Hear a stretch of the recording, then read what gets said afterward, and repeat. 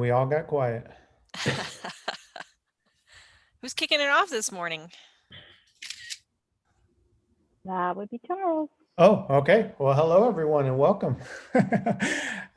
We are here today for 1 Million Cups. And if you've never been here before, we welcome you. And if you have been, welcome back. So we are 1 Million Cups of Albuquerque, caffeinating entrepreneurs nationwide every Wednesday. That's the mission. Next slide. Okay, so here's our actual mission. And we meet every week, every Wednesday. As you can see from this map, these are all the different locations of 1 Million Cups. The one in Albuquerque is one of the more exciting ones that I'm a little biased, I would say, but is definitely one of the more exciting ones, just because we get a lot more people to ours than most of the other branches do. And so that's pretty exciting. It's important to know that 1 Million Cups, and this is especially important for the new people to understand that 1 Million Cups is not a place for pitches. So this is not a place where you would come and pitch your product, your service. It's really more of an entrepreneurial, can't say that, business focused ground, if you will. And the idea here is to present yourself in an authentic way. So you're sharing challenges, you're sharing how you became an entrepreneur, how the community can help you, those kind of things versus how, the benefits of your product and service and how people would be better off by buying those. It's more of a presentation, not a pitch. And we would invite you to apply to present. So we are looking for companies, businesses who can present and would like to pretty soon. And we're talking about having, in person in the near-ish future. But right now everything's on Zoom, so it's really easy. You create a simple presentation. There are a few requirements. So you have to be a for-profit business. Also, you have to have some sales because we want your business to be in the right stage to where the community can truly wrap around and help. And that is it for the intro slides. I think Paul is going to do the introduction this morning. Is that right? Yes. And it is a real pleasure to have one of our co-lead organizers, Sonja Dewing, to give today's presentation. Sonja's got a lot going on, and sometimes she has stuff just simmering quietly, and she's cool about it. But she just graduated from Creative Startups, and she's going to talk today about the Women's Thriller Writers Association. Thank you, Paul. Well, so once upon a time, I was a very unhappy UNM employee. So I quit my job and I ran off to South and Central America for about 7 weeks. And when I came back is when I found the Women's Startup Weekend. And I went to that event, and that's how I found FatPipe ABQ, which is exactly what I needed. I basically signed up for a month. I was only going to be a FatPipe for a month while I worked on my novel. And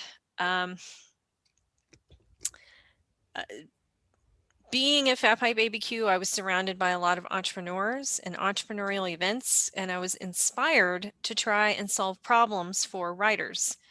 And so since that time, I have published 2 novels, both of which have received 5-star reviews from independent company Reader's Favorite.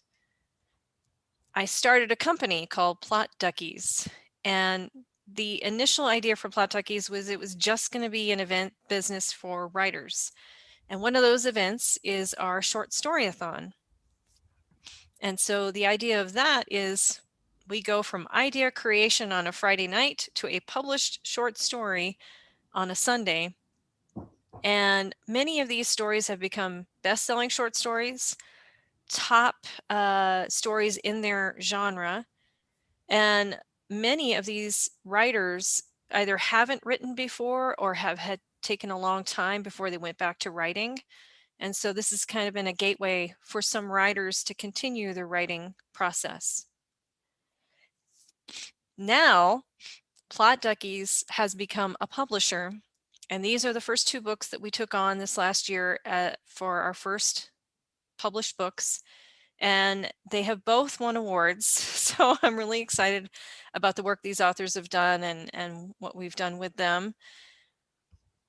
But in the last year, I've also had a lot of conversations with women about their own journeys, their own writing journeys, and their own reading journeys. And it made me think about my experience.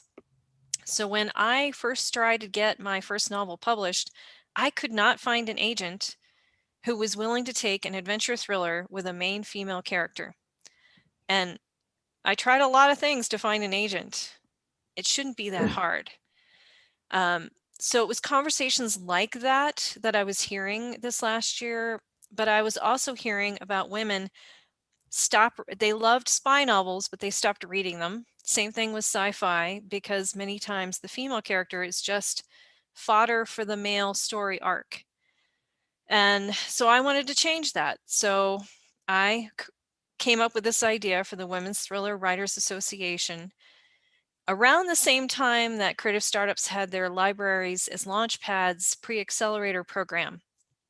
So I applied, and I felt very honored to get in. And part of that is doing research with your target market. So our focus, yes, is helping people write strong female characters into thriller genre, but we want to help writers specifically with issues that they're having right now. And so, of course, many creatives had issues during the pandemic, and I connected with over 300 writers to talk about what issues they were facing. And of those writers, the women were ages 20 to 60, and they felt especially isolated and lonely and had lost their creativity. 40% of them were really concerned about getting their creativity back, which luckily or unlucky, I don't know, I have experience in this. When I was in my 20s, I was in a tumultuous relationship where he didn't want me to write. And so for 2 years, I stopped being creative. I stopped writing. And I honestly thought I couldn't get it back, like I'd never be creative again. But obviously I was wrong. I've won multiple creative awards in the last couple of years, and obviously my novels are getting good reviews, so I can be creative and I understand what it is to get it back. And so I've created these offers for membership in the association to focus specifically on getting that creativity back. So support chats, write-ins, a bi-weekly review group, which if you don't know, if you're assigned to submit something to a review group, it pushes you to put something on paper. We're going to do a 5 fun day writing challenge. We have, they also get the ebook versions of my books, How to Write a Novel and the Self-Publishing Workbook. And then they get 50% off all short story-a-thons scheduled throughout the year. And I hadn't even fully launched, and I already have someone signed up, which is why I'm presenting today, because I actually have someone paying for the association, right? I haven't done ads or anything yet. And this is my team. This is myself, of course, and my intern, Casey. She joined me last year, and she's awesome. And also through Creative Startups, we worked on what our marketing funnel would look like. So my plan is to do some Facebook ads. I will be, attending things in real life, conferences towards the end of this year, doing some Pinterest posts and ads, LinkedIn messages. I'm also looking for creative ideas of not just marketing, but connecting with other organizations. So for example, I'm thinking of maybe contacting REI and seeing if we could do an adventure in the Sandias, but it's also a writing, sit down and learn how to write your adventure kind of thing. Also, I'd love to hear people's insight about Meetup. Is it worth it for me to create a Meetup group for my association? And I would love to hear any and all ideas that you all have.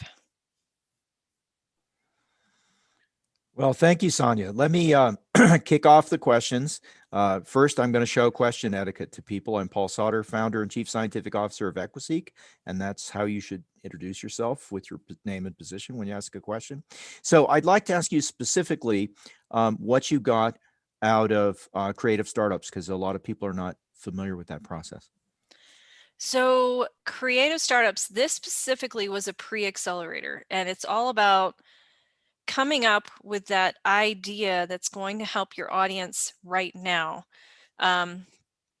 So I know I got to pull out my thing. So it's we went through this whole workbook, and we meet each week with other creatives who are working through the same process of what's this idea, and then you have oh gosh, I can't think of her name, but there's a team at Creative Startups that works you through these ideas of what does it mean for an MVP, and what kind of questions are you going to ask your audience, your customers?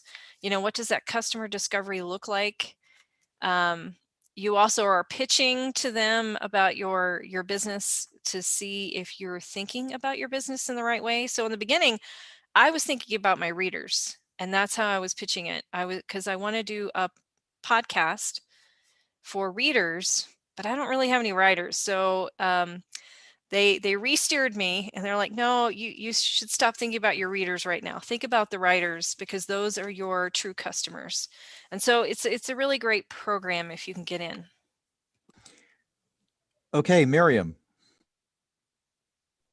Good morning. I'm so excited that you're doing this. I don't write thrillers, but I'm like sitting here kind of considering it. Yeah. A couple things. I noticed on your slide that has what's included in the association, you use worth instead of value. And I think when you say worth and $2.99 to a woman, it doesn't improve her self-worth. You might want to change it and use valued at or value instead of the word worth. Okay. Thank you. That's just, my money mindset coaching thing coming up. I also, one of my other clients is she runs a writing group that's mostly focused on sci-fi, but I'm going to introduce you to, because she's been running group programs for a really long time and often has guests to her group, and you could maybe then have her a guest to your group. So I will hook you up with her. And then the meetup, I don't think it's the best idea for this particular group. I ran the minimalist group for years, and you end up with a lot of people that are looky-loos at meetups and stuff. So I think you could structure it that way, but I think you should keep it proprietary for the association. Okay. Would be my feedback. But if you do pursue or do more research on Meetup, just make sure you have a really strong idea of what you want it to be. Because it also locks out people that are not in Albuquerque. So that's my 2 cents. Like if you want it to be a national association or a worldwide association, Meetup tends to be very local groupings. Gotcha. Okay. That's good to know. Thank you. Yeah, no problem. We'll talk more later. Okay. So we're open to other questions, suggestions. Don't be shy. Hey, this is Miriam again. I would love to know what men think when women say things like, we don't want to read those books anymore. I think the past couple of years, let's take something simple like film. I think it's been a landmark few years in the film industry, because films used to be for just like white guys, right? Maybe teenage white guys, maybe middle-aged white guys, but it's white guys, right? And then Black Panther just killed worldwide at the box office, and so did Wonder Woman. And if you look back, there are some if I just off the top of my head, who's a female protagonist in a thriller or sci-fi that I love and have seen many times. And It's Alien and Aliens. So the character Ripley I in love is aliens. just fantastic. And when Aliens came out in the movie theater, I went right back the next day and saw it again. And I have the DVD. And it's like, men aren't opposed to having women in the lead. Plenty of men love those movies, right? And it's just great to see that. Even if you look back to 1977 in Star Wars, when Carrie Fisher grabs the blaster and says, "Someone's got to save our skins," and opens up. I mean, that's really a fun moment in film. So I think the guys in the back room making the decisions about what movies to greenlight were just wrong. They're just wrong, because there are plenty of really good films out now, and everybody loves them. Right. And I feel like that's where agents are running from too, right? Agents are looking at what's selling in film. What do people really want to watch? But they're using sort of this idea of what's coming out and what people have always read to make the decision on what they support. So I think that's one of the things I need to change. I think that in this, to Paul's point, we're so captive to prevailing wisdom. It drives me crazy. I mean, it's a copycat world, and so somebody sees something that works. Well, they don't want to see outside that box. And I really I'm proud to know you, because you decided just to build your own box and then cut some of the sides away of the box and say, well, it really doesn't have to be a box. It can just be a new way forward. But I was thinking about this morning, that in order to find great success, you have to take the risk of failing. And so many, I mean, we're talking about people with multi-millions of dollars to invest are so tentative in what they want to invest in. They don't want to take a chance of failing. So consequently, they don't get to succeed, and they keep a lot of people down. So, and the other thought I had, you're calling this an association, and and again, it seemed like you're breaking the mold, because the classic association is a 501c3 or a 501c6, and it has a leadership structure and so on. And yours is a for-profit model.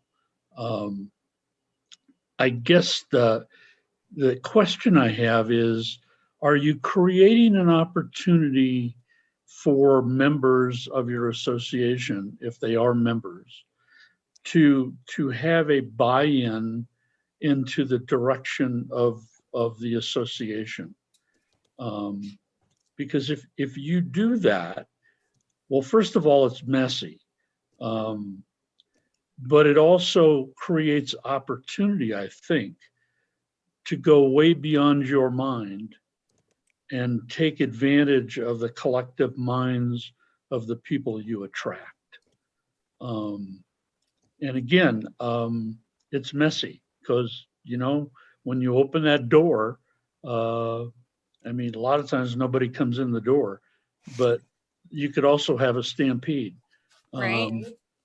But I think that, and I'm just thinking out loud, I'm thinking that could be well worth it, to just, instead of people just being a member or being a client and you being a vendor, is that there can be a collective buy-in, and you could benefit from that collective. Well, I totally agree. Well, and what I've done, the person who signed up even before I kind of launched, I've been emailing back with her and getting some input on times, because, I'm not a mom. I don't have to worry about taking care of kids. And I know some of my target audience are going to be moms with kids who are stuck at home. And so working with her, we kind of picked times that work for her instead of me. And I think I want to continue that. I know it's going to be messy, but I want to make sure that what we do is actually going to work for our members, right? Because I want to make sure this is worth it for them. But you're right, I'm breaking the mold again. No, good for you. Yeah. I'm Thanks. going to jump in, Sonja. Phil. Okay. As most people know, I've been plodding through a book this past year in the COVID quietness, and so I'm talking about publication. And you've now developed a publication company, yeah, Mm-hmm. and you're calling it a woman's thriller. So I'm not a woman. I haven't written a thriller. I'm a man, and I've written a business book, but I took what I thought were pretty reasonable steps in trying to find a publisher. And some of those steps were that I looked at about 5 or 6 different publishing companies online. And then I looked at the books that they had published for various people. I took those books and took the authors. I searched those authors out on LinkedIn and asked them, did they get a good deal and were they happy, pleased with the publishing? And one publisher came back with more responses than the others, so I kind of went with them.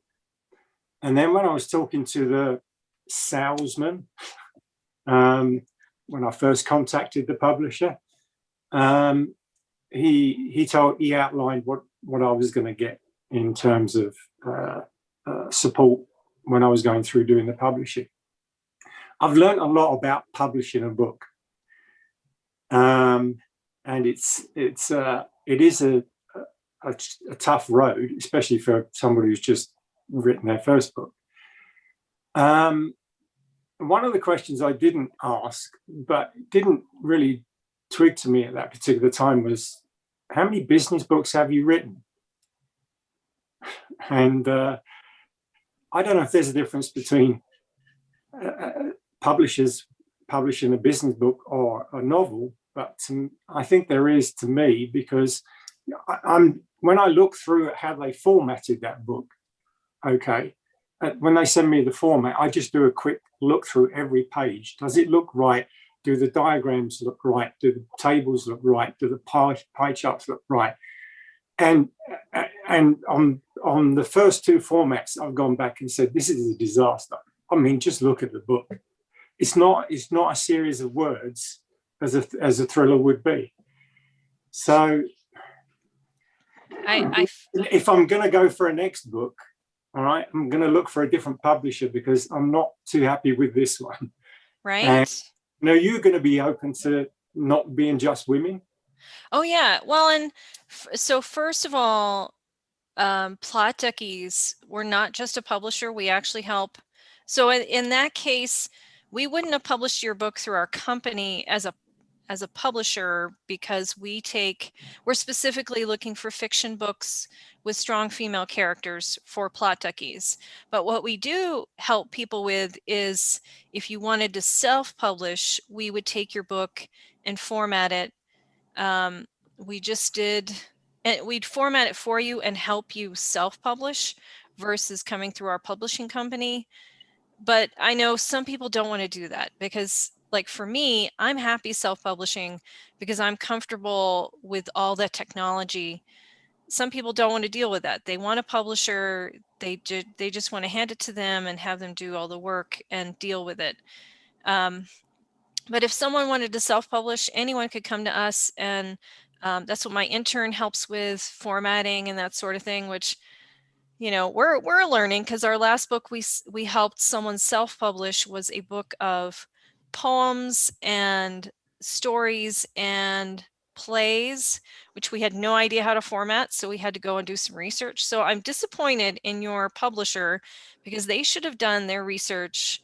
I mean, when I published Gramitas Tortillas, it's a children's book, I had to do a lot of research on how do you publish, how do you set up a children's book with illustrations to print correctly, So I'm annoyed with your publisher for you. But yes, we help men as well. And if a man, actually our next series is written by a man.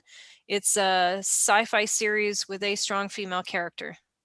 And by the Okay. way, I love Alien as well. Okay, Sue, you're next. Okay, well, I think, thank you, Sonja. A lot of the questions I had were just answered, and I was very interested in publishing a children's book. And I have the same issue that Phil mentioned, which is navigating that publisher, arena. So if those are services that you're able to offer through your group, I'd be very interested in working with you. Cool. Okay. Well, and I'll type my email. I have a couple email addresses, but I'll give you a. I grabbed it from your slide. Okay, good. All right, awesome. Yeah, email me and we'll talk some more, because right, that the process of finding a publisher is such a pain, and then a lot of times you have to go through an agent, and that is a needle in a haystack. But if you're interested in self-publishing, or if you have a book with a strong female character, talk to me and we'll talk more. Okay, thanks so much. Mm-hmm.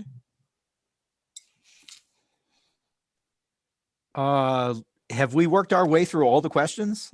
Quite possibly we have. So we come to two questions that I'm sure you're going to be familiar with, Sonja. The first is red or green.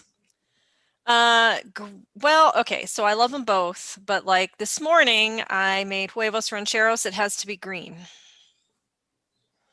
And what can the community do for you? Well, if you know a writer who is having issues with creativity, have them check us out and consider joining us. And I'd love to hear from more writers. Well, I'm looking forward to a real blossoming of creativity after over a year of lockdown.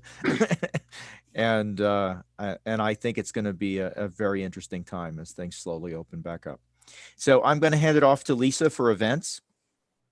Hey guys, so as you probably noticed, Eric Renz-Whitmore isn't here this morning, and he was going to email me the list of events, but I think he might have lost his internet connection because they haven't come in.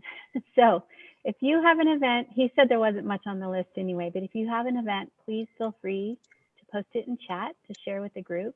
We'd love to let them know if you need to get people to your event. So please do that.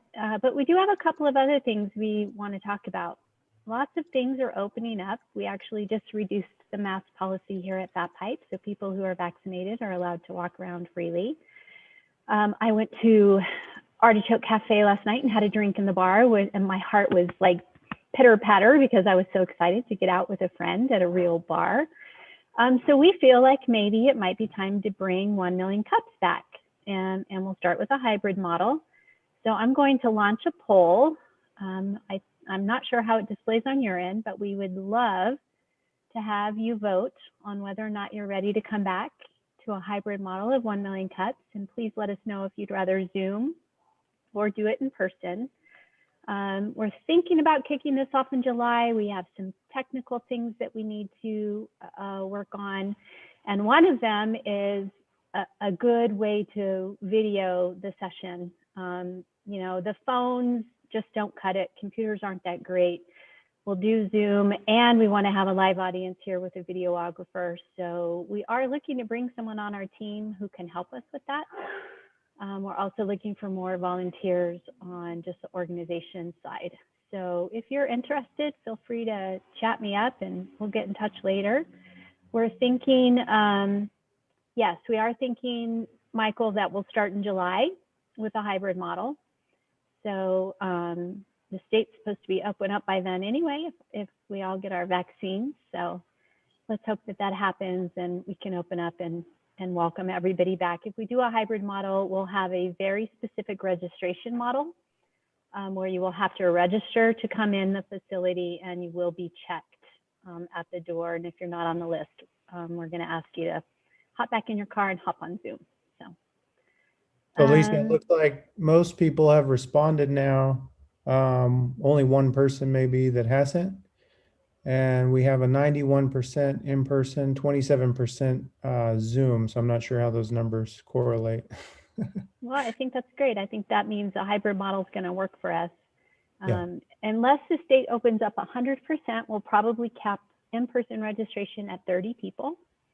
You guys will have more information about that in the upcoming weeks. Thank you, Jeff. By the way, Jeff, I think you might be new to our group. Could you introduce yourself? We'd love to get to know you. Please turn on your mic and tell us who you are. Sure. I think this is my second time attending the 1 Million Cups in Albuquerque.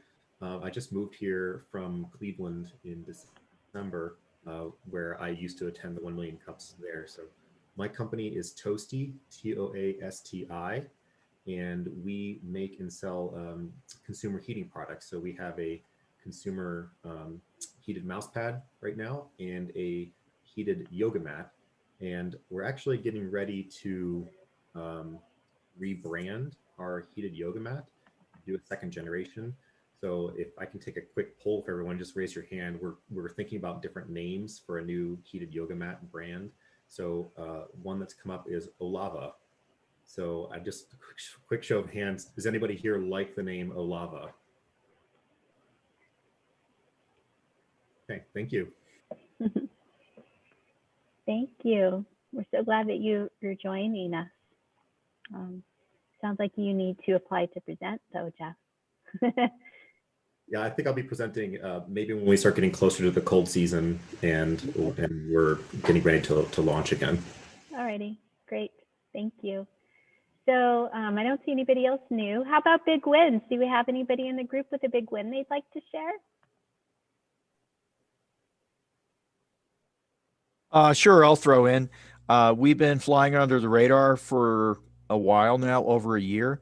But now that our provisional patent was filed yesterday and we're talking about it today at the CTSC BioVenture, I'm happy to say that Thuvia Systems is uncloaking, and soon people can find out who we are. And we have two of the other members of the company, Michael McDonald, who's our chief engineer, and Sonja Dewing, who has been our technical writer. While we were flying under the radar, we submitted an STTR grant, and we should be hearing back from the National Heart, Lung, and Blood Institute sometime in June about our score. Awesome, Paul. Thank you. I have a little win, I guess. Well, a big win. I am now advising CEO and executive director and 7 board members of a non-profit environmental company in Pennsylvania, and it's a position that I'm happy to have, and I'm kind of working in a reverse mode. I said to Paul on this the other day, I'm testing out my book as I'm doing the advising the board of directors on how to expand their business. And I guess you should have done that the other way around, but so far so good. Everything seems to be working out well. Great. Thanks, Phil. I don't know if this is appropriate. It's a more of a proud father win. For both of my children last week, my daughter entered a program at the University of Texas to become a product manager, and her frustration was with her job at Louis Vuitton. And I guess the breaking point was she told her manager that she needed Sundays off because she had to turn in a lot of work. And he responded by scheduling her for every Sunday. Wow. And she called me Monday and said she had given her notice. And I was really proud of her. 3 days later, my son, who just turned 40 in February, had been kind of wandering aimlessly, called me and said that he'd been accepted by the University of San Francisco School of Law. And I told him that if he had given me 20 guesses of what he was going to do, that would not have been one of them. And it's interesting because I started law school when I was 49. So him following in my footsteps was the last thing I would have thought of. So I get to enjoy both of my children who are on a real path right now. And so anyway, that's my victory for the week. I love that, Alan. Thank you. Thanks for sharing. So FatPipe, New Mexico has a big win and an event. We are officially opening our East Mountain location because the fiber is installed, probably the fastest internet in the state. We're working with Plateau. We got notifications and permits from the state of New Mexico to bore underneath I-40 to the north side of I-40 in Edgewood, and now we have fiber internet at FatPipe East Mountains.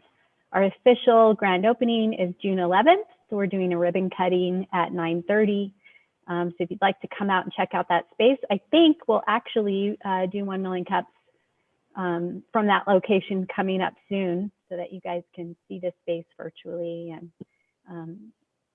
see how fast the internet is. So that'll be fun. But please join us if you'd like to. So I think we've done all of the dirt that we need to get through. It was a great day. I'm going to shut off our live tube.